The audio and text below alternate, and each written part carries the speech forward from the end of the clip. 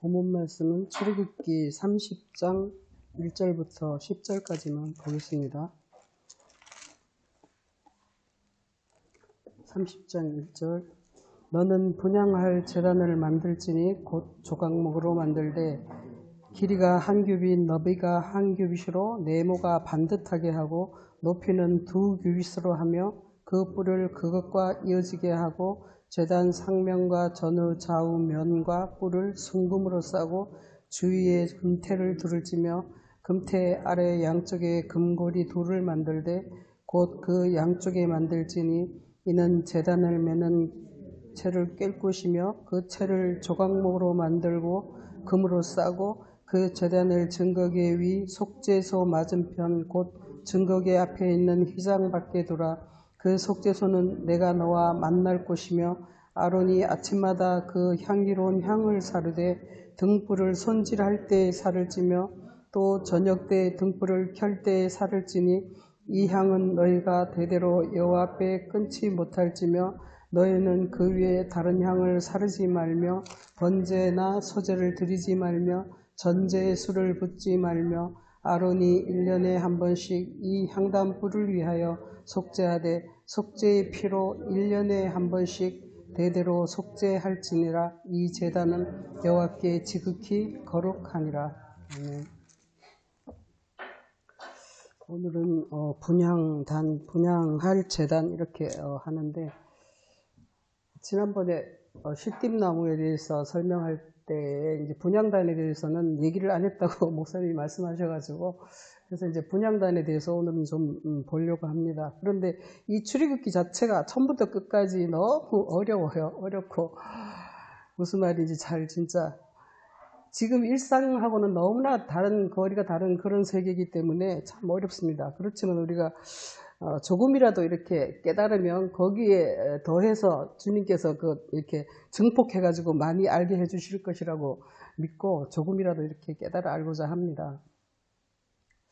그래서 이 출애굽기 제가 오늘 저기에서 썼지만 출애굽기 20장에서부터 주님께서 말씀을 율법을 주시고 백성들과 언약으로 맺으시고 그리고 이제 모세가 산 위에 올라가서 주님과 40주야를 같이 있으면서 이제 하늘의 그 성막의 식양을 보이십니다. 그리고 이제 내려가서 이걸 만들라 하는 게 이제 25장부터 쭉 시작이 되겠죠. 그래서 지난번에 25장에서 그 이제 하는 차례가 있어요. 이게 쭉 이렇게 써놓는 차례도 다 의미가 하나 있더라고요. 그래서 이제 그 증거계를 만들고 그 안에다 이렇게 말씀을 넣고 그 다음에 이제 진설병을 두고 그리고 이제 등잔대를 놓고 그리고 나서 이제 성막을 이렇게 친다고 해요. 그리고 이제 성막에도 이제 그룹들이 들어가고 있어요. 그룹이 있어가지고 이렇게 치면은 그 위에를 쳐다보면 막 천사들이 딱 이렇게 내려다보는 것처럼 그렇게 만들고 있어요.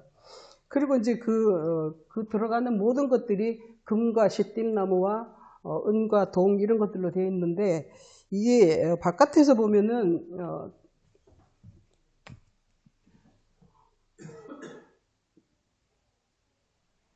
이렇게 하면 이쪽으로 가는 게 이쪽이 동쪽이라고 해요. 여기서 이제 문이 있고 여기 이제 지성소가 있고 여기가 이제 성소인데 말하자면 이 바깥으로 이렇게 이스라엘 백성들이 동서남북으로 쭉 이렇게 진을 치고 있지 않습니까? 그렇게 하면서 이렇게 있는데 요거를 이제 이렇게 하면은 하나를 더 해야 되겠네. 바깥에 이렇게 있지 않습니까? 그러면 이제 문이 여기에도 있고 여기에도 있고 여기는 이렇게 휘장이라고 해서 예수님이 돌아가실 때 이게 텐트가 찢어지지 않습니까? 이 휘장이 있고 그리고 이제 물이 여기서 들어가면은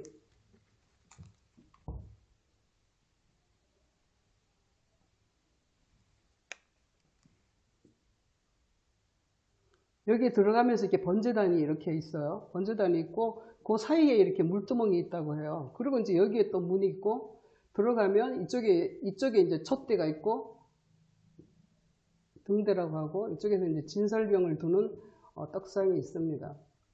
그리고 이 바깥쪽들은 다 이렇게 시띠나무로 만드는데 이 기둥들을 세워야 되지 않습니까? 쭉 기둥들을 세우는데 시띠나무로 세우고 바깥은 그 노수로 만들어요. 노수로.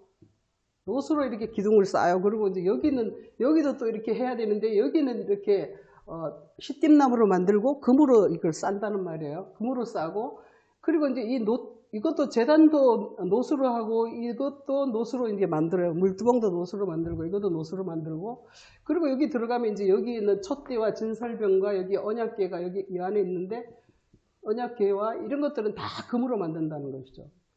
그러니까 이게 이제 지난번에도 말했듯이 시띠나무는 이제 예수께서 우리 인류를 죽을 수밖에, 그야말로 죽는 것이 무서워가서 일생 동안 종노릇하는 그들을 위해서 주님께서 직접 육신으로 오셨고, 그리고 자기가 십자가에 희생함으로써 다 죽어가는 그 인류들을 구원하기 위한 그 희생한 자체, 그것을 바로 주님의 의라고 하고 주님의 공로라고 한다는 것이죠. 그게 바로 이제 시띠나무면서, 그리고 이제 그것은 다 금으로 둘러싸여 있기 때문에 하늘에 하나님의 신성을 의미하는 금으로 다 둘러싸여 있어야 되고, 그리고 이제 시작을 하는데, 여기는 이제 들어가면서 이제 번제단이 있고, 여기 이제 물두멍이 있습니다. 바깥에, 그러니까 이스라엘 이사야서에서 보면 이스라엘 백성들이 너희는 내 마당만 밟는다 이렇게 얘기하지 않습니까? 이게 바로 여기가 마당이거든요. 그러니까 마당만 밟고 이 안으로 들어가야 되는데 여기 안으로 들어갈 수가 없는 거예요, 이스라엘 백성들이. 그래서 여기서 마당만 밟고 끝난다는 것을 유대인들이 그렇게 책망을 받고 있습니다. 그렇게 하면서 이제 처음에 들어가면 여기 번제단에는 뭐냐면 희생 제사라고 해서 제사를 드리는 곳인데, 뭐 소나 양이나 뭐 이런 것들을 여기다 태우는 거예요. 여기다 태우고, 그러니까 이 안에는 제단이, 여기 안에 이제 오늘 말하고 싶은 이제 분향단이 여기에 있죠. 이 텐트 앞에 분향단이 있어요. 지성소와 이렇게 성소를 분리한 그 커튼 앞에 여기 분향단이 있는데, 그러니까 이게 단이 두 개가 있는 거예요. 그러니까 여기도 번제단이 있고 여기도 분향단이 있어요. 이 단을 갖다가 히브리 말로 이제 미즈베하라고 하는데, 미즈베하 영어로는 뭐 알타 이렇게 말하는데, 이 단이 두 개가 있는 거예요. 왜 단이 두 개가 있을까? 그래서 이게 여기서 번제단이 있고 여기에 분향단이 있는데 왜 여기 두 개가 있냐 이거죠. 그래서 이걸 보니까 이 분향단에서는 신약적으로 보면 이게 바로 분향단이라는 것은 자기를 죽이는 거예요. 제사라는 것은 자기를 죽이는 것이지 않습니까? 그러니까 하나님의 말씀을 듣고 깨달음을 해서 내가 죄인임을 깨닫고 나를 이제 죽여버리는 거예요. 나를 자기 십자가를 지고 나를 따르는 것처럼 여기서는 자기 십자가를 지는 거예요. 그래서 하나님의 불로 나의 모든 것을 옛 사람의 어떠한 것들을 다 태워 죽이는 것이 바로 이 번제단이라는 거예요. 그러고서 이제 물로서 이제 깨끗이 씻고 난 후에 여기 안에 들어갈 수가 있는 거예요. 그렇게 해서 들어갔는데, 이제 들어갔으면, 그래서 오늘 이제 분향단을 보면 여기도 지난번하고 똑같은데 이게 조각무로 하고, 그리고 이 번제단은 조각목으로 하고 노수로 쌉니다. 이건 물두멍과 아예 노수로 돼 있고, 그리고 여기서는 다 금으로 돼 있으며, 분향단도 마찬가지로 시띠나무로 돼 있으면서 그 다음에 이제 금으로 싸고, 그 위에 이제 또 뿔이 있죠. 뭐 이렇게 여기서는 이제 네모 반듯해야 된다 이렇게 말하고 있어요. 이렇게 네모가 반듯해야 된다. 그런데 요거는 이제 2규빗이고 요거는 1, 2 이렇게 된단 말이에요. 그러니까 네모가 반듯해야 되면서 2규빗이 돼서, 그러니까 우리가 알다시피 둘이라는 것은 연합을 의미하지 않습니까? 1과 1, 그러니까 하나님의 사랑과 하나님의 진리가 우리에게 똑같이 이루어져야 하면서, 그러면서 그렇게 되면은 하나님께 드려진다, 하나님과 연합이 된다, 그런 의미가 있는 거예요.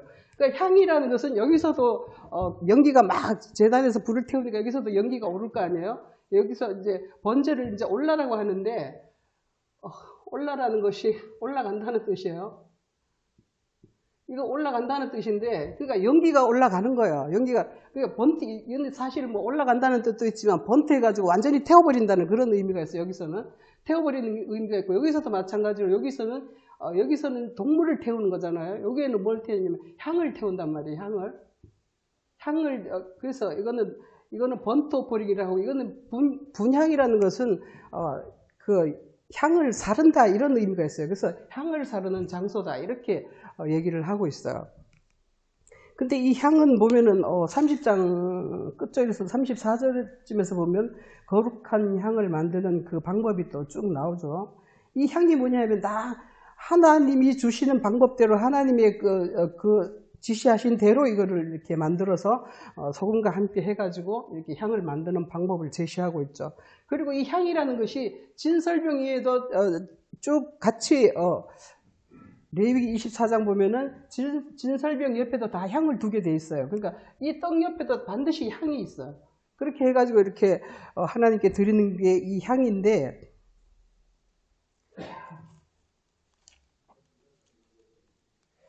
그래서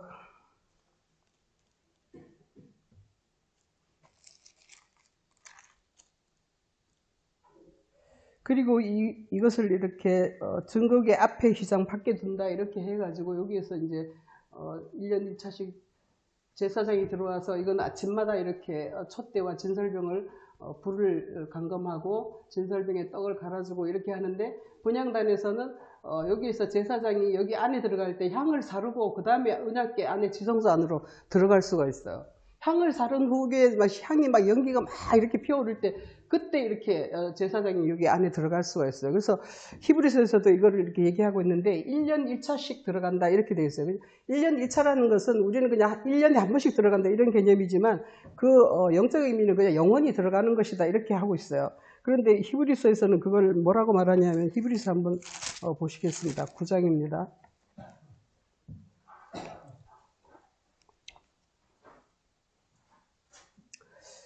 9장 쭉 설명을 하고 있어요. 그러니까 이제 첫 언약에도 섬긴 예법과 세상에서 속한 성소가 있더라 이렇게 해서 하고 있는데, 여기서는 또 자세하게 말하기를 금향로와 지성소 안에는 금향로가 있고 사면을 금으로 싼 언약궤가 있고 그 안에 만나를 담은 금항아리 아론의 쌍난 지팡이 언약의 돌판이 있다 이렇게 얘기했어요. 근데 여기서도 히브리서에는 금향로가 분향단이 여기 안에 있다는 것처럼 말을 해요. 굉장히 헷갈렸는데 여기 안에 있다고 얘기를 하고 있어요. 근데 안에 있는 것이 아니고 바깥에 여기 바로 붙어 있어요. 그냥 언약궤 앞에 붙어 있는데 여기서 이제 들어가게 돼 있어요. 그래서 우리가 요 안에 보면은 언약궤 안에 보면은 언약궤 안에 뭐가 들어가 있어요? 우리는 돌판만 들어있는 줄 아는데 여기다가 언약궤 안에 돌판이 들어있고 말씀에 돌판이 들어있고 그리고 쌍난 지팡이가 아론의 쌍난 지팡이가 그 다음에 뭐가 있죠? 그 다음에 만나 담은 항아리가 있어요. 만나 담은 항아리가 있고 그리고 아론의 지팡이 쌍난 지팡이가 있다 이렇게 얘기를 하고 있어요. 이거 하나하나가 다 이제 의미가 있죠. 그래서 이게 도대체 어디에서 들어갔나 한번 찾아봤어요 제가. 그랬더니 만나가 출애굽기 16장에 보면 그게 있더라고요. 출애굽기 16장에 한번 보세요.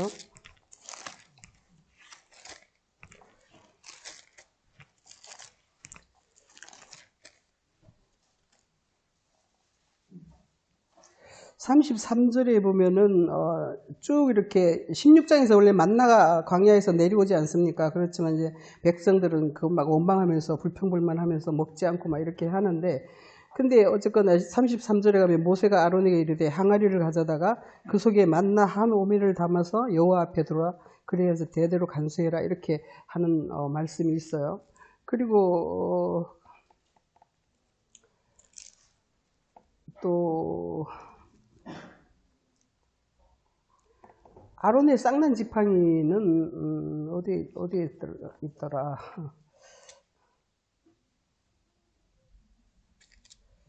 그래서 이걸 쭉 생각을 해볼 때 이 돌판이라는 것은 그 말씀 그 자체, 율법 말씀 자체를 의미한단 말이에요.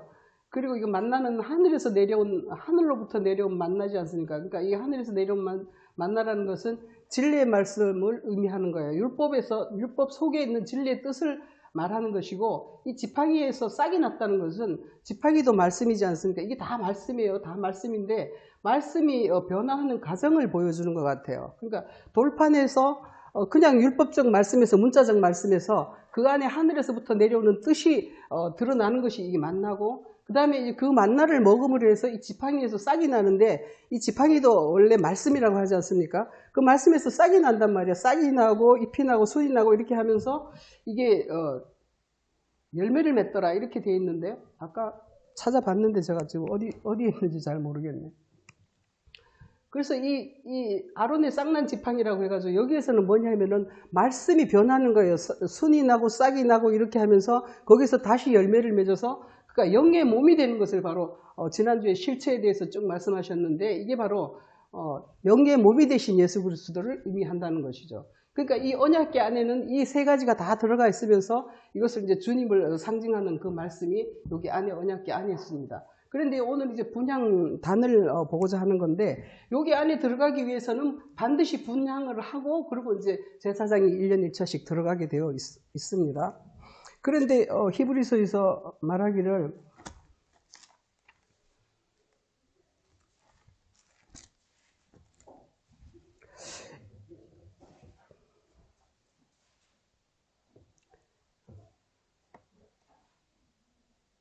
19절로부터 쭉 보면은 이제 피가 있어야지 그 안에 들어갈 수 있다 이렇게 얘기를 해요. 그러니까 그 첫 번째 언약 첫 언약에도 섬긴 예법과 그런 성소가 있었는데 이거는 이제 피를 가지고 이렇게 여기를 들어가야 돼요. 여기서 분향해서 이제 여기를 제사를 드려가지고 피를 받지 않습니까? 여기서 제사 드려서 피를 받은 후에 여기서 희생제사를 드리고 피를 받은 후에 제단에 뿔이 4개가 있지 않습니까? 이 뿔에다 피를 바르고 그리고 이 밑에다 제단 밑에다가 피를 다 뿌려요.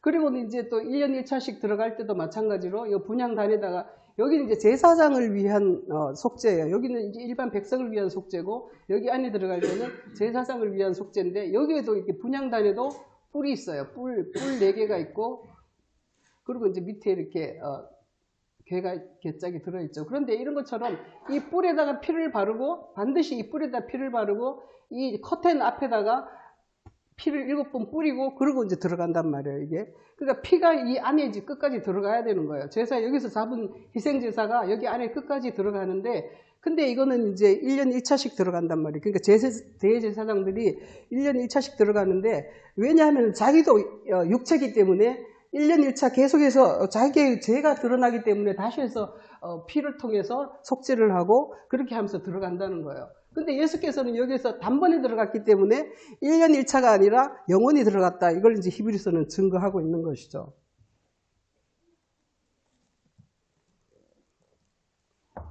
다시 한번 30장을 가보시면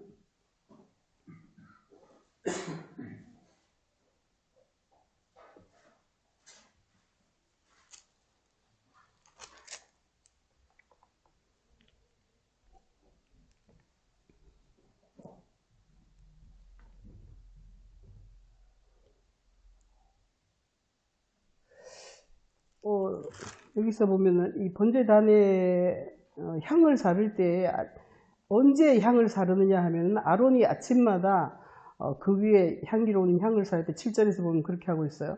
아론이 아침마다 그 위에 향기로운 향을 사르다. 아침마다 향을 살라라 이렇게 돼 있고 또 이렇게 그 다음에는 등불을 손질할 때 사르고 8절에서는 저녁 때 등불을 켤 때 사를지니 개혁에서도 이렇게 돼 있으니까 등불을 저녁 때 등불을 켤 때 이렇게 돼 있어요. 개혁 성경에도. 근데 제가 이렇게 보니까 이미 이게 불이 켜 있는데 등불을 다시 켜는 게 아니에요. 그러니까 8절에서 보면 저녁 때 불 꺼지지 않는데 등불을 켜는 게 아니라 이렇게 그러니까 아침마다 이렇게 등불을 이렇게 켠다 이렇게 아침에는 손질을 할 때 이렇게 했고 거기에서 이제 아침에 이제 제사장이 들어가서 아침에 이렇게 손질을 한단 말이에요. 이걸 이제 감검한다 이렇게 말하는데 감검한다 하고 이렇게 하는데 이건 아침과 저녁으로 이렇게 한다고 돼 있어요. 그러니까 이게 뭐냐면은 아침에는 그 불의 상태가 첫째라는 것은 하늘로부터 진리의 그 세계가 확 드러나는 그런 것이지 않습니까? 그런데 아침에는 그게 굉장히 분명하게 드러난단 말이에요. 굉장히 그 하나님의 세계가 분명히 드러나고 내가 알기 좋게 막 그렇게 드러나는 상태를 아침이라고 한단 말이에요. 그럴 때 이제 가서 하나님께 가서 향을 사르고 그리고 저녁에는 또 뭐냐 하면은 등불을 켤 때가 아니고 등불이 이렇게 낮아질 때 내가 이게 좀 저녁이 되니까 희미해 말씀이 하늘의 진리가 뭔지 잘 모르겠고 이렇게 이게 뭔 말인지 잘 모르겠어. 이럴 때 이제 다시 촛불을 이제 켜야 된다는 등불을 올려야 된단 말이에요. 등불이 사라지려고 할 때 등불을 다시 올리는 그런 개념으로 이렇게 저녁에 등불을 감금하라 이렇게 되어 있더라고요. 그래서 이렇게 촛불을 아침 저녁으로 이렇게 하나님으로부터 그 진리의 세계를 하나님의 조명을 받아서 진리의 세계를 깨달아 알 때 그때 가서 향을 사르는 거예요. 그러고는 이제 진설병도 먹게 되겠죠. 근데 이제 그런데 그 의미가 뭐냐면 그렇게 해서 아침 저녁으로 내가 하늘의 세계를 좀 더 분명하게 알고 아침에 분명하게 알고 저녁에 모를지라도 다시 더 집중해서 그걸 감금하고 이렇게 하면서 그 분향을 향을 사르게 되어 있어요. 그리고 요 앞에 끊지 못할지며 그러니까 대대로 이렇게 분향을 해야 된다는 말씀이죠. 그리고 9절에서도 보면 너희는 그 위에 다른 향을 사르지 말며 번제나 소제를 드리지 말며 전제의 술을 붓지 말며 이렇게 말하고 있어요. 그러니까 이 성경 전체가 뭐냐면 이 바깥 이게 미시칸이라고 이걸 미시칸이라고 해요. 이 성소 자체를 미시칸이라고 하고 그리고 여기는 이제 성막이라고 하는데 이걸 이제 회막이라고 하죠. 여기는 회막인데 그러니까 이 두 겹으로 돼 있어요. 그리고 이게 여 앞에 여 안에 텐트가 쳐지고 바깥에 텐트가 쳐지고 하면서 그것도 이제 세 겹, 네 겹으로 치면서 이렇게 바깥에서 보면 그냥 텐트만 있는 것이죠. 근데 여기 들어가면서 여기는 다 노수로 돼 있고 여기까지 노수로 돼 있고 여기는 이제 금으로 친단 말이에요. 그러면서 여기도 이제 바깥에도 이렇게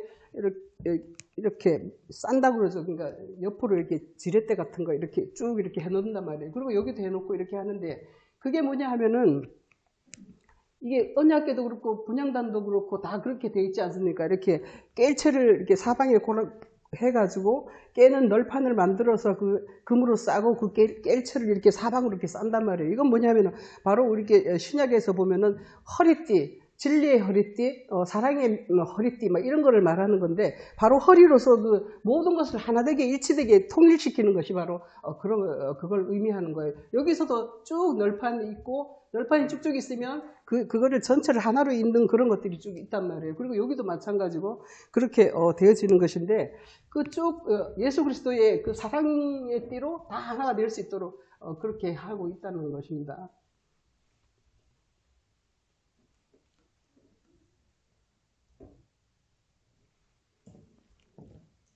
그렇게 해서 9절에서 보면은 너는 다른 향을 사르지 말라 이렇게 하고, 두 번째는 또 번제나 소제를 드리지 말며 전제에 술을 붓지 말며 이렇게 말하는데, 이거는 왜 그런가 했더니,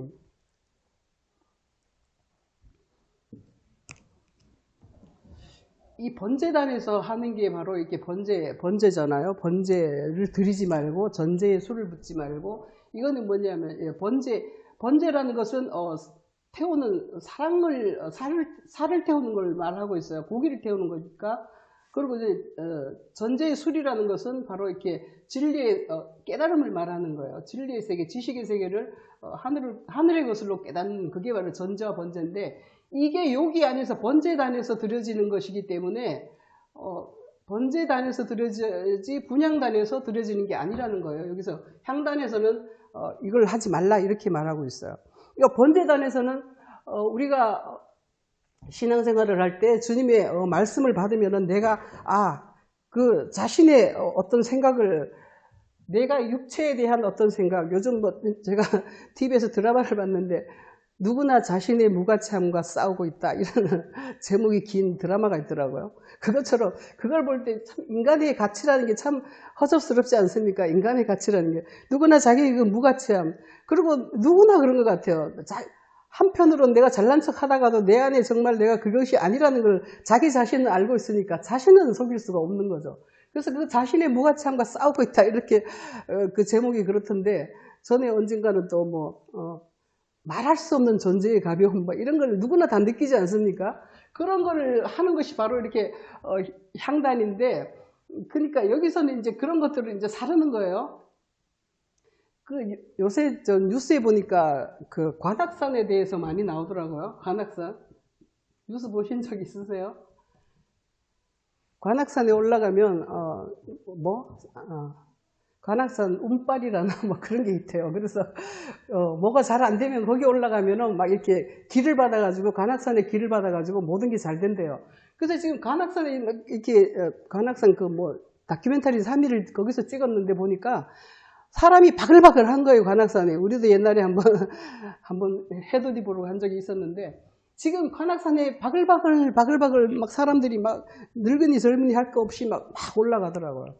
그런 거를 볼 때 참 인간이 도대체 무엇을 그래가지고 막 어떻게 하는지 알아요? 벽에다 대고 그 바위 벽에다 대고 막 기도를 하는 거예요. 그런 사람도 있고 막 혼자 서서 막 이렇게 기도하는 사람도 있고, 그런 거를 볼 때 참 인간의 그 초라함, 무가치함, 그런 것들이 참 연약함, 이게 너무나 보이는 거예요. 그러면서 참 안 됐다 싶은 거예요. 불쌍한, 지금 그야말로 불쌍한 거야.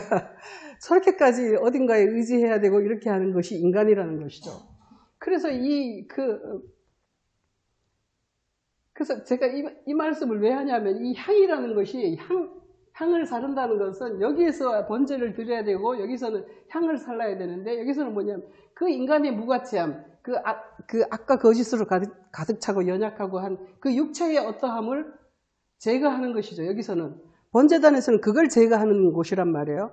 그런데 이제 여기 이제 성소에 들어가서 떡과 이제 하늘의 빛을 받고 하늘의 양식을 먹고 이렇게 함으로 해가지고 내가 이제 영적으로, 여기서는 이제 자기를 죽여버리는 것이고, 여기서 올라가면 이제 영적으로 이렇게 성장하는 것을 말하고 있어요. 하늘의 진리와 하늘의 빛을, 진리인 빛을 이렇게 받으면서, 그러니까 이제 영적으로 성장을 하는 것이죠. 우리가 세상 지식과 세상 지성으로만 가득 찼던 것들이 이제 하늘의 지혜와 하늘의 그 지성으로 이렇게 차게 되는 것이 바로 이 촛불이 하는 일이라는 것이죠. 영적으로 깨닫는 것. 그리고서는 이제 그 하늘에 그걸 자기에게 이제 적용시키는 것, 떡을 이제 자기에게 먹음으로 해서 자기가 이렇게 그 자기 실체, 자기 몸이 되는 거예요. 그러니까 이 진리의 빛을 받아서 자기화 시키는 것이 바로 이게 떡을 먹는 거라는 것이죠. 거기에 대해서 이게 너 자신이 너무 무가치하고 연약하고 내가 정말 죽을 수밖에 없는 이런 존재였는데, 이렇게 주님으로부터 이렇게 그 진리의 깨달음을 받고 하늘의 양식을 먹고 이러니까 그게 이제 너무 감사해서 드리는 것이 바로 이 향이라는 거예요. 그래서 너희는 그리스도의 향기를 품으라, 향기를 바라라 하니까 이렇게 그리스도의 향기를 우리가 품어야 되는데, 그런 것처럼 그리스도의 향기라는 것이 뭐냐면 바로 이 하늘의 진리와 하늘의 양식을 먹어서 이제 우리가 그 실체화되는 그런 내가 성장한 만큼 하나님께 드려진다는 것이죠. 그래서 이제 여기서는 나 자신을 죽이는 것이고, 여기서는 이제 거듭난 후에 여기서 죽이면 이제 다시 태어날 거 아닙니까? 그러니까 요한복음 3장에서 누굽니까? 그 니고데모가 와서 어떻게 거듭납니까? 내가 엄마 뱃속에 다시 들어갔다 거듭납니까? 하는 것처럼 이렇게 자신을 죽이고 나면 하늘로서부터 새로운 양식이 오기 때문에 내가 거듭날 수 있다는 것이죠. 그래서 거듭난 후에 그 감사함으로 드리는 것이 바로 번제의 향이라는 거예요. 우리 시편 50편 한번 보시면 시편 50편에 그런 말씀 있죠.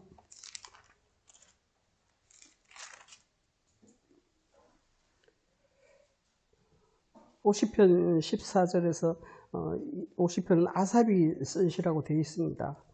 시 쓰는 사람들 정말 대단한 것 같아요. 그 어떤 세계를 한마디로 딱 이렇게 꼬집어내서 말할 수 있는 그 시인들이라는 게 참 그런 것 같아요. 근데 이 50장 14절이 바로 이 감사로 하나님께 제사를 드리며 지존하신 에게 내 소원을 갚으며 이렇게 했는데, 아까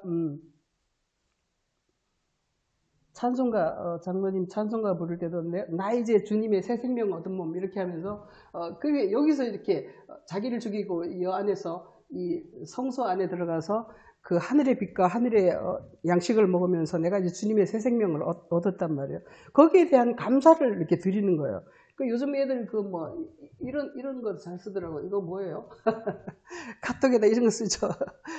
이게 뭐냐? 인정. 뭘 인정하냐? 감사할 때 어떻게 감사가 나오냐는 것이요. 감사로 제사를 드리라는데 뭐가 감사한 거야? 도대체. 그랬더니 교회들에서는 감사로 제사를 드리라 하니까 감사를 내가 넘어져도 감사합니다. 아이고 안 죽었으니까 감사합니다. 도둑을 맞았는데 조금 덜 맞았으니까 감사합니다. 이런 식으로 감사를 그런 식으로 막 갖다 붙인다는 거예요. 근데 그런 게 아니라 이 감사라는 것이 도대체 어디서 나오냐? 내가 하나님의 말씀을 하나님의 말씀을 받음으로 해서 내가 육신의 생각을 다 제하여 버리게 되고, 그러니까 이런 것들이 감사하다는 것이에요. 내가 그걸 깨달음으로써 내가 주님께서 그 주시지 않았으면 내가 그걸 어떻게 깨달았겠어요. 저는 진짜 그게 감사한데 첫 번째는 그 하늘에 그 신령한 세계가 있다는 것 자체가 너무 감사한 거예요. 그리고 이제 제가 이제 그 세계로 나갈 수 있다는 것도 감사한 거죠. 정말 보잘것없고 별 볼 일 없는 연약하고 정말 구데기 같은 지렁이 같은 야고바 했던 것처럼 그런 인생에서 그런 것을 인정한다는 것이죠. 인정.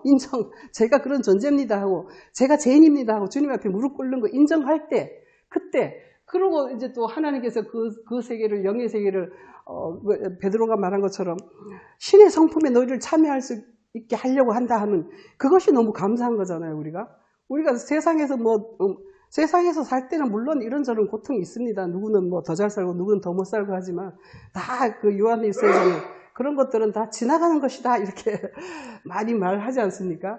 우리의 고통이라는 것은, 육체의 고통이라는 것은 때때로 그것을 우리가 괴롭고 막 거기에서 그냥 힘들고 그렇지만 그 고통이 지나갈 때 또 거기에서 주어지는 굉장한 우리가 어떤 얻는 것들도 또 있지 않습니까? 그런 것들을 또 얻을 수도 있고, 그렇지만 주님으로부터 그 세계를, 하늘의 세계를 우리가 바라볼 수 있고 소망할 수 있고 우리가 그 세계로 나아갈 수 있다는 걸 감사한다는 것이죠. 그래서 감사가 뭐냐면 바로 예수 그리스도의 말씀을 깨닫게 하신가, 진리의 빛을 통해서 내가 말씀이 그 뜻이었구나. 그 전에는 그냥 문자적으로 보다 어떤 사람은 그러더라고요. 말씀 좀 읽어요 그랬더니 뭔 말인지 몰라서 안 읽어요 이렇게. 사실 저도 맨날 봐도 뭔 말인지 모르는 게 더 많아요.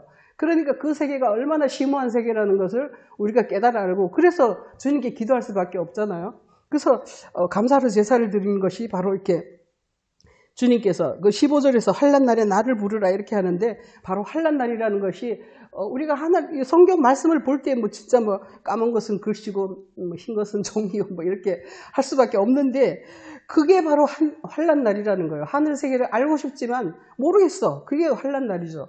그래서 이제 하나님께 부르게 되고 기도하게 되고 그런 것이죠.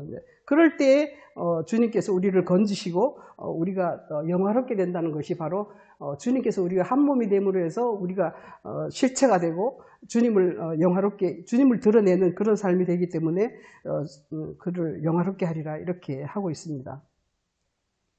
우리가 또 계시록에 보면은 이거는 분향은 바로 성도들의 기도다 이렇게 아예 써놓고 있습니다. 계시록 한번 가볼게요.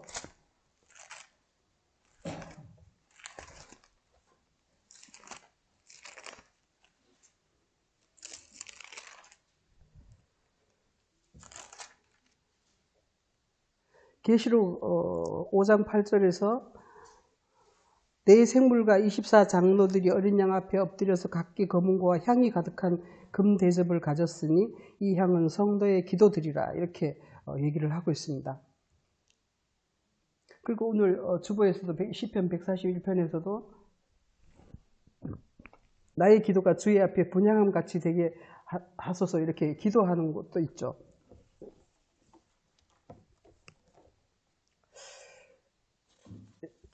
이 누가복음 1장에도 그런 말씀이 있는데, 하여간 그래서 이 향을 가지고 성도의 기도라고 이렇게 말씀을 하고 있어요. 그러니까 기도라는 것은 향이라는 뭐냐면 여기서 이렇게 향이라는 것이 막 연기를 피우는 거지 않습니까? 연기를 피워서 이렇게 올라간단 말이에요. 하늘로 올라가는데 하나님께서 이것을 흠양하시고 받아들이시냐 하는 그 말씀을 하고 있는 거예요. 오늘 주부에서도 말한 것처럼 내 기도가 주님 앞에 분향함같이 되게 하시고 이렇게 주님께서 받기를 원하신다는 것을 말하고 있어요. 근데 이 분향할 때 이게 받아들여지는 자가 있고 받아들여지지 않는 자가 있다는 것도 우리가 이해를 해야 되겠습니다. 그래서 시편에 그런 말씀이 있죠. 내 마음의 묵상과 내 입술의 모든 말이 주님께 연락되기를 구합니다 하는 것처럼 내 기도가 하나님께 받아들여질 수 있는 기도를 해야 된다는 거예요.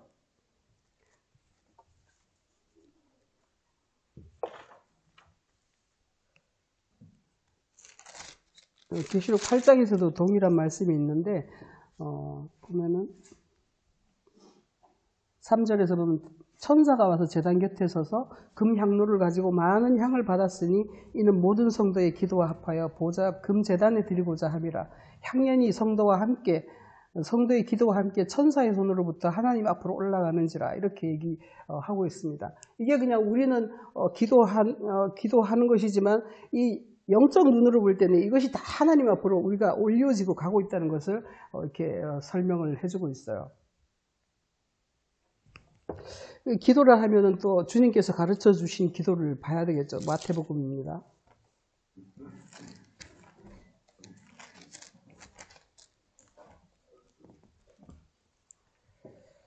마태복음에서 기도를 할 때에 쭉 말씀하시는데 사람에게 보이려고 너희 일을 하지 않도록 주의하라. 사람에게 구제할 때 사람에게서 영광을 받으려고 하지 말라. 이렇게 말씀을 하고 있어요. 그러니까 기도라는 것은 그 하나님께 드려지는 것이지, 기도가 그러니까 올라가서 하나님께 드려지는 것이지 사람들에게 보이려고 하면 안 된다는 것을 말하고 있어요. 그래서 7절에서 보면은 너희가 기도할 때 이방인과 같이 중언부언하지 말라. 그들은 말을 많이 해야 들으실 줄 생각하지만 주님은 이미 알고 계신다 이 말이죠. 우리의 상태를 다 알고 계신다는 것을 말하고 있어요. 그리고 6절에서 기도할 때 골방에 들어가서 문을 닫고 은밀한 중에 계시는 내 아버지께 기도하라. 이렇게 해서 이렇게 성소 안으로 들어가서 분향단 안으로 들어가서 기도를 하는 것이지 바깥에서 마당에서 기도하면 안 된다는 것을 말하고 있어요. 그러니까 중언부언이라는 게 도대체 뭘까요? 미주알 고주알 막 그래서 우리가 교회 가서 기도하라, 옛날에부터 우리 교회 가서 기도하라 그러면 통성기도 합시다 하면서 막 소리 질러서 기도하지 않습니까? 막 뭔 말인지도 모르게 막 소리 질러 막 정말 그 계시록에서 개구리들이 영이 있는 것처럼 와글와글 막 기도를 합니다. 그런 게 기도가 아니라는 것을 이렇게 얘기를 하고 있어요. 우리 전에 제가 아는 집사 하나가 있는데 자기는 이제 좀 문제가 있을 때 목사님께 가서 제가 지금 이게 괴롭습니다 막 이렇게 하면은 목사님이 그런데 기도합시다 이런데요. 그게 자기는 너무 싫다는 거야. 기도합시다 하는 게 너무 싫대요. 왜 싫으냐 그랬더니 해봤자 한 번도 그게 이루어진 적이 없다는 거야. 그러니 세상에 속한 그런 것들을 이렇게 구하는 것을 하는 기도가 하나님께 받아들여지지 않는다는 것을 이렇게 말씀하고 있어요. 그래서 주님께서 너희는 이렇게 기도하라 하고 기도를 가르쳐 주시는 것이죠. 어떻게 기도해야 됩니까? 하나님 아버지께서 거룩하신 같이 나도 거룩해지기를 바란다는 것을 기도하라는 거예요. 그러니까 주기도문이라는 게 그런 것이지 않습니까? 하늘에 계신 우리 아버지요. 이름이 거룩히, 그 이름이 거룩히 받아야 되는데 우리는 그 이름을 거룩히가 아니라 더럽게 불러요. 그러니까 여호와 이름을 망령되게 일컫지 말라 하는데 여호와의 이름, 그 하나님 말씀을 더럽게 세상적으로 깨달아 알고 세상적으로 먹고 마시고 세상적으로 이걸 다 치부해버린다는 것이죠. 이게 바로 여호와의 이름을 거룩하게 여기라는 것이 바로 그 뜻입니다. 하나님의 뜻대로 알라는 것이죠. 하나님의 말씀은 하나님 뜻대로 알아야지 내 뜻대로 내 마음대로 하나님은 내 말 들어주시는 분이야. 막 이렇게 누구는 전 모목사는 하나님 내 말 안 들으면 까불면 너 죽어. 이렇게까지 말을 한단 말이에요.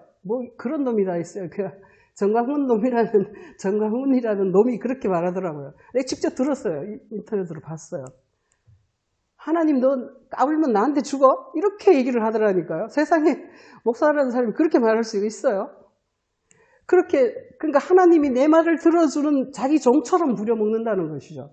그게 아니라 내가 나를 죽이고 하나님께 드려져서 정말 하나님의 지혜와 진리로 내가 깨달아지고 그 세계가 깨달아지고 그것이 내 몸에 들어와서 내가 그렇게 하나님처럼 되어지고 하나님의 육신에 그 말씀이 육신이 되는 사람이 되어져서 그런 후에 내가 그 하나님의 뜻대로 살아가는 삶이 바로 이 향단에서 드려지는 향이라는 거예요.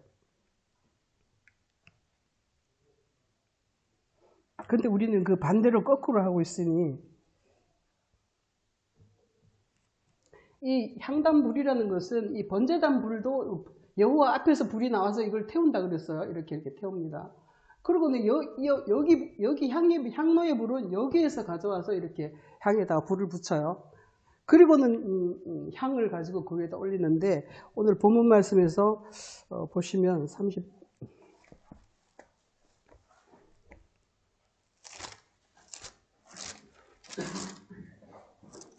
너희는 그 위에 다른 향을 사르지 말라 이렇게 했어요. 그러니까 다른 향이라는 것은 바로 이렇게 30장 34절에서 거룩한 향을 만드는 방법을 했지 않습니까?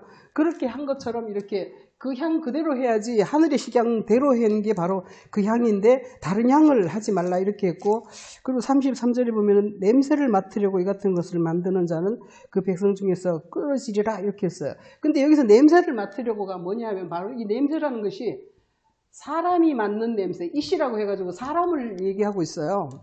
그러니까 이 사람이 맡는 냄새라는 것을 이렇게 얘기하고 있어요. 근데 우리는 그냥 냄새를 맡으려고 이렇게 해놨는데 이시라는 것은 사람을 뜻하는 거예요. 그러니까 사람이 맡으려고 하지만 사람이 맡기에 이게 좋다 그럴까? 사람이 이게 흠명하기에 아 좋은 향이야 이렇게 하지 말라는 거예요. 이게 바로 이렇게 하나님 앞에서는 끊어지는 그런 것이 된다는 것이죠. 그러니까 성경은 모든 것이 똑같은 것 같아요. 사람이냐 하나님이냐 땅이냐 하늘이냐 이걸로 다 이렇게 대비돼 가지고 생명나무 선악나무부터 시작해가지고 쭉 이렇게 그거 두 가지로 갈라지는 것 같아요. 그거 전체가 다 그래요. 전체가.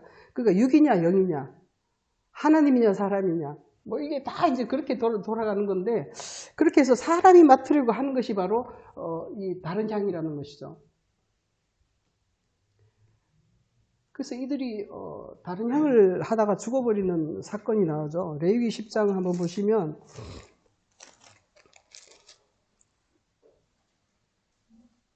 레위기 10장에는 아론의 아들 나답과 아비후가 각기 향로를 가져다가 여호와께서 명하시지 아니한 다른 불을 담아서 여호와 앞에 분향했다 이렇게 하고 이 불이라는 것은 사랑의 마음, 열정을 말하지 않습니까? 그러니까 하나님의 사랑으로 하나님의 열정으로 내가 이걸 해야 되는데 그러지 않고 다른 불, 자기 사람의 불로 사람의 열정으로 분향을 했다 이렇게 나와서 그들은 죽어버렸다 이렇게 얘기했습니다. 여기서는 이렇게 다른 불을 담아서 이렇게 해서 분향했다 이렇게 했고 그리고 민수기 16장 한번 보시면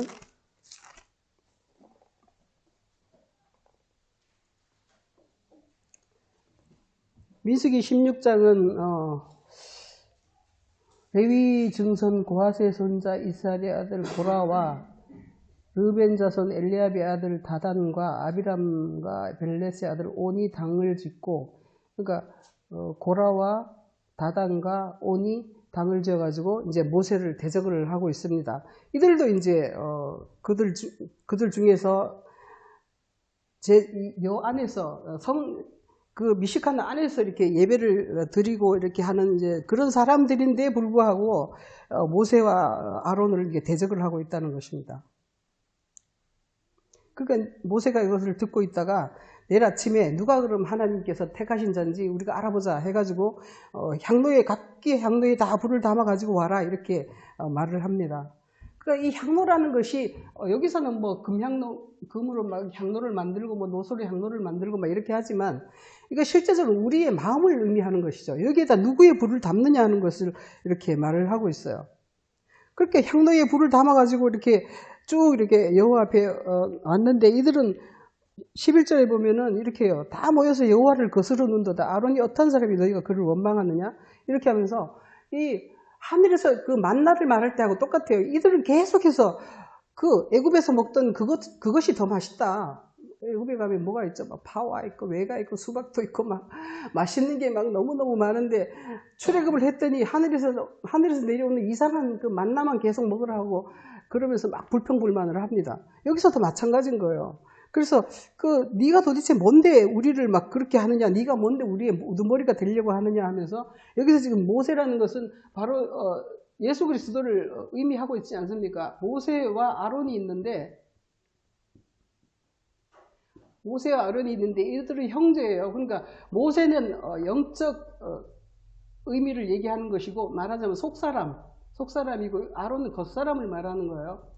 그러니까 한 몸이에요. 둘이 한 몸인데 모세는 그 말씀 자체에 그 하늘에서부터 내려온 말씀 자체를 말하는 것이고 아론은 그것을 이제 집행하고 이렇게 실행하는 사람을 의미하는 거예요. 겉사람을 말하는 거예요. 그렇게 해서 하는데 하늘로부터 받은 말씀을 가지고 내가 증거하는데 이게 사람들이 그걸 받기 싫어한단 말이죠. 그래서 투덜투덜거리고 원망을 하면서 그렇게 하니까 너네 각기 향로를 갖다가 거기다 불 담고 향을 위에 얹고 내일 아침에 나와라 이렇게 해가지고 결국은 이들이 다 하나님께서 그 땅을 지진 났습니까? 그렇게 해가지고 다 그 안에다 다 집어넣어버려서 그들이 다 250명을 불살랐더라 이렇게 말하고 있습니다.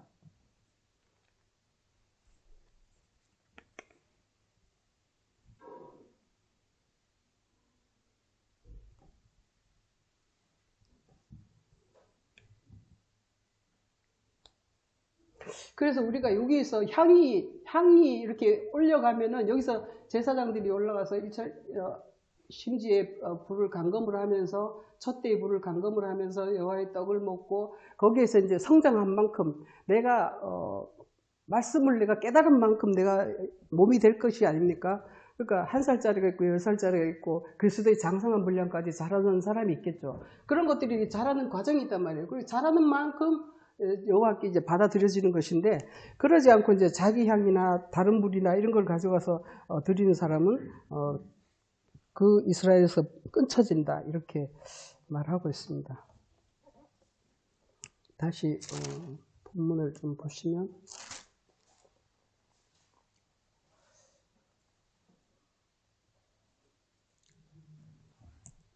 그래서 제단이 미식한 그 성막 안에 제단이 2개가 있는데 번제단과 분향단이 있고 이 번제단의 것을 드리는 9절에서는 번제단에 드리는 그것을 이렇게 하지 말라 이렇게 얘기를 하고 있어요. 그러니까 다른 향을 드리지 말고 번제 전제를 드리지 말라 하는 것은 그거는 이미 그 전에 율법적으로 이렇게 거기서는 이제 십자가를 통해서 자기가 죽어지는 그 과정이고 이 안에 분향단 안에 올라갔을 때는 그 하늘의 영광으로서 내가 이렇게 하나님이 된 만큼 하나님과 연합한 만큼 그야말로 실체가 된 만큼 주님께서 받으신다는 것을 설명하는 것이 바로 분향단이라는 것입니다.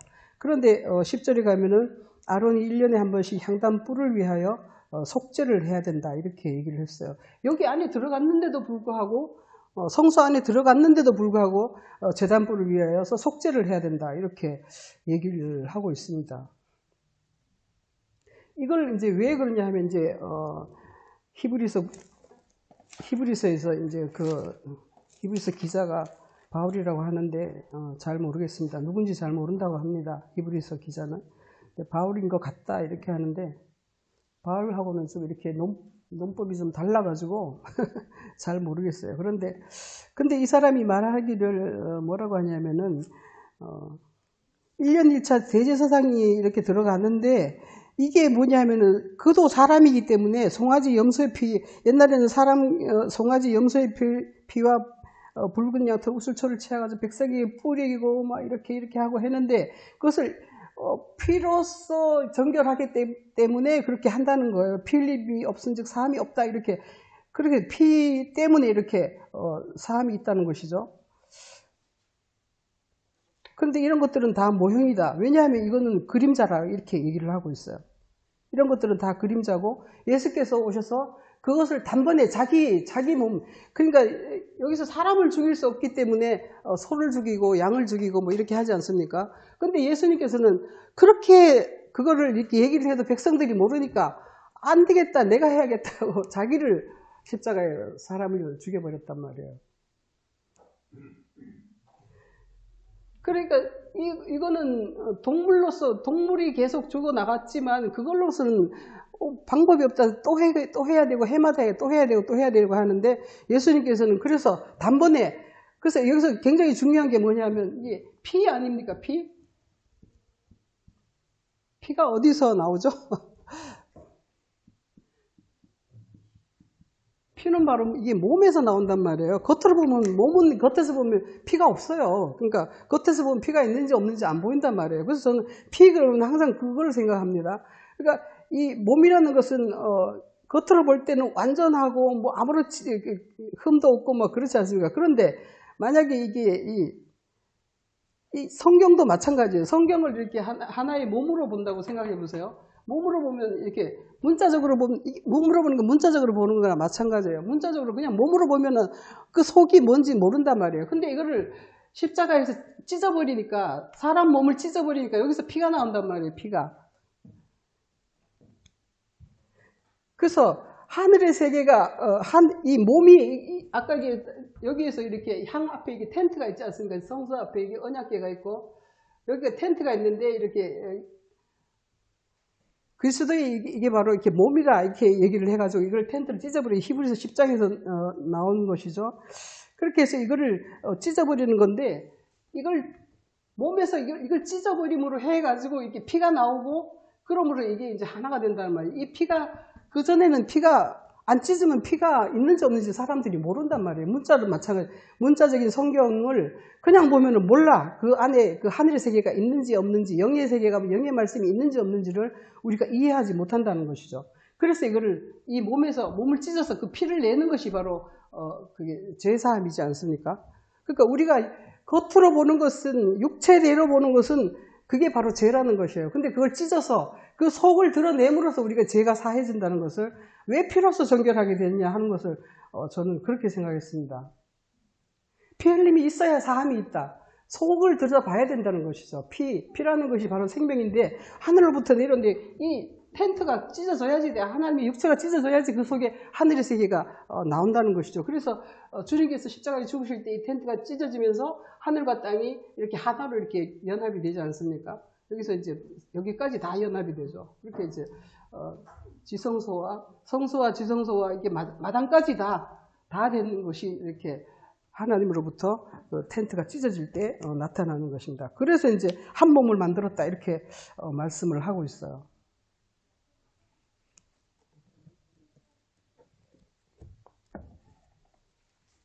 다시 30장 보시겠습니다.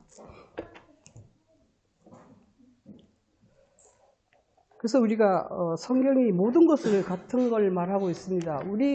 우리가 예수께서 자기를 따르려면은 자기 십자가를 지고 나를 따르라 이렇게 하신 것처럼 자기 십자가를 지는 것이 바로 번제단 바깥에 있는 제단입니다. 그리고는 이제 그러므로 해서 이제 성소 안으로 들어갈 수 있는데 그렇게 해서 성소 안으로 들어가서 하나님과 이렇게 하나 될 수 있고 그렇게 하면서 그 번제로 향을 드리는 사람이 감사로 제사를 드리는 사람이 여호와께서 구원을 하고 시편 51편에서 말한 것처럼 50편에서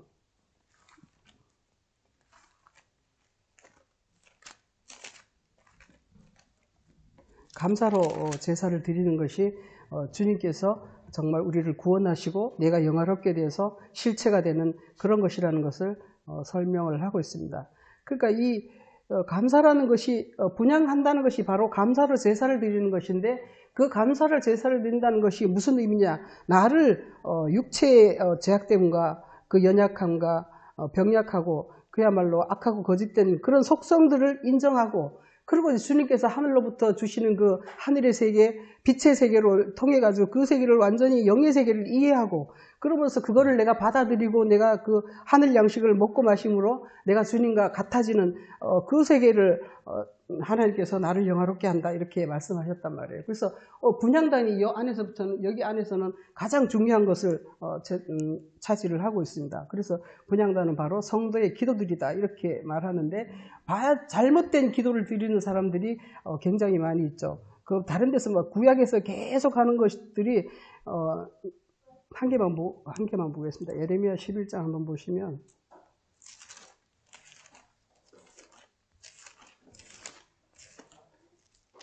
뭐 수도 없이 성경 전체가 아마 이걸 우리가 다른 번제를 다른 불을 드리고 다른 향을 드리는 것을 계속해서 말을 하고 있죠. 그게 바로 우상 숭배하는 것이고 예레미야 11장 13절에 보면은 이렇게 말하고 있습니다. 유다야 내 신들이 내 성읍의 수와 같도다. 너희가 예루살렘 거리의 수대로 그 수치스러운 물건의 제단 곧 바알에게 분향하는 제단을 쌓았도다. 그러니까 바알에게 향을 바친다는 것이죠. 이 13절 이 말씀을 보면은 내 신들이 너희 성읍의 수와 같도다. 이 말이 뭐냐면 내 교회의 수만큼 네가 다 신들이 그렇게 많다 이렇게 말씀하신 것 같아요. 교회 있지 우리나라 교회가 얼마나 많습니까? 그 교회마다 다 다른 소리 하고 있으면서 다 자기 멋대로 이렇게 하나님께 분향을 하고 있다는 것이죠. 그게 바로 바알에게 분향하는 것이요, 세상을 사랑하는 것이요. 그래서 이 성경에서 마태복음 22장입니까? 예수님께서 마태복음 22장 한번 보시겠습니다.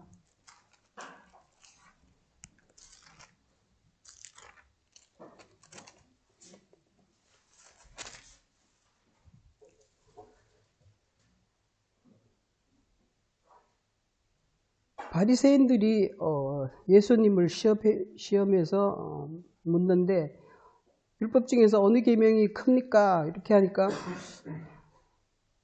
성경이 너무 많아. 그러니까 우리는 뭐 성경 한 권이지만 유대인들은 이게 뭐 한 트럭이나 된다 그래요. 그 계명들을 하나하나 낱낱이 또 적어가지고 그야말로 요즘은 재질이 좋아져서 이렇게 가볍게 됐지만 옛날에는 양피지에다가 막 기록해야 되고 막 이렇게 하니까 한 트럭이나 된대요. 뭐 두루마리 하나 이사해서 한 게 그러면 막 이따만큼 막 있고 막 그런 식으로 해가지고 너무나 많기 때문에 도대체 그 다 읽을 수도 없고 그냥 뭐 그렇다는 거죠. 그냥 그야말로 헷갈리는 거예요. 그러니까 그 중에서 제일 큰 게 뭡니까? 그거 하나만 알면 되겠습니다. 이렇게 한다는 것이죠. 그래도 예수님께서 하나님을 사랑하고 이웃을 사랑하라. 이것이 다다 이렇게 얘기를 한다는 것이죠. 그게 이게 뭐냐면 바로 번제단에서 하나님을 사랑한다는 것은 나를 사랑하지 않는 거예요. 그러니까 하나님을 사랑하기 위해서 나를 죽이는 것이 바로 하나님, 자기 십자가에서 나를 죽이는 것이 하나님을 사랑하는 것이고, 그러면서 이제 번제단에서 그렇게 해가지고 분향단에 가서 내가 이렇게 그 하나님의 사람이 된 만큼 이웃을 사랑하게 되는 거예요. 그러니까 번제단은 하나님의 사랑이고 분향단은 이웃 사랑이에요. 그러니까 내가 그 하나님으로부터 받은 그만큼 내가 하나님의 사람이 된 만큼 이웃을 사랑하게 된다는 것이죠. 그것이 바로 하나님 사랑과 이웃 사랑이다. 성경 전체를 한마디로 요약하면 이거라는 거예요. 그런데 어떻게 그걸 하느냐? 말씀을 통하지 않으면 우리가 정말 하나님을 사랑할 수가 없죠. 그래서 먼저는 우리가 말씀을 읽어야 되고, 읽으면서 또 모르는 것은 기도해야 되고, 기도할 때 세상적으로 기도하지 말고 중언부언하지 말고 골방에 들어가서 은밀히 보시는 주님께 기도하라. 그러니까 하나님 아버지께서 나를 들으시고 내가 괴로워할 때에 그건 이 뜻이야 하고 나를 가르치시고 나를 변화시켜 주신다는 말이죠. 그렇게 함으로써 내가 하나님의 사람으로 변화돼서 이 세상을 살아나가는 것이 바로 분향단에 제사를 드리는 것이다. 이런 뜻입니다. 여기까지 마치겠습니다. 하나님 아버지, 오늘은 또 분향단에 대해서 말씀을 나눠봤습니다. 우리가 정말 번제단에서 자기를 죽이고 분향단에 올라가서 예수 그리스도의 빛과 예수 그리스도의 떡을 먹음으로 주님과 하나 되는 놀라운 이 계획들이 주님에 의해서 우리에게 또 알려지게 하고 우리가 정말 주님의 자녀로서 변화될 수 있도록, 변형될 수 있도록 우리를 이끌어 주심을 감사합니다.